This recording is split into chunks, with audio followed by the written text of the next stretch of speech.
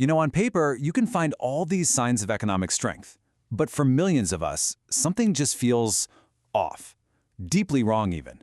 So why does the economy feel so bad? Let's get into it. Let's break down the numbers, the feelings, and a hidden story that might just change how you see the whole financial picture. It really all starts with this one number, 47.6. So what is that? It's the Consumer Sentiment Index from back in April 2026.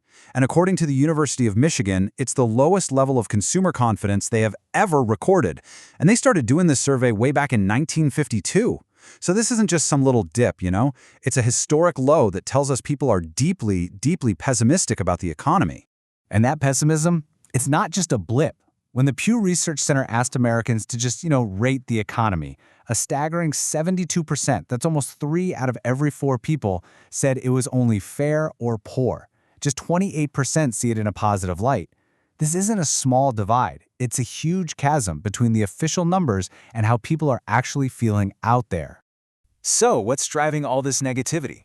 Well, for most people, the answer really isn't that complicated. It's the price of, just living. And that Pew Research data gets really specific about what's on everyone's mind. And it's not abstract stuff, it's the checkout line, it's the doctor's bell. 71% of Americans are very concerned about healthcare costs. 66% are worried sick about the price of food and just basic goods, and 62% are feeling that squeeze from the cost of housing. These are the essentials, right? And they are the absolute top sources of our economic anxiety. This quote from senior economist Heather Long just gets right to the heart of it. These aren't just numbers on a chart. They are real, tangible hits to a family's budget. That extra $50 for gas, that jump in the grocery bill, it really does feel like a tax, just taking money straight out of your pocket and you have no say in it. It's just this constant draining pressure. Okay, so we know people are feeling squeezed. The big question is, why are prices so stubbornly high? And that's where the story gets a little more complex, because there are a few competing theories out there. So, on one side of the debate, you've got the argument about global pressures. The International Monetary Fund, for example, points the finger directly at food and energy costs as the main drivers. A problem that's happening all over the world. But then, on the other side, you've got some analysts looking at corporate behavior.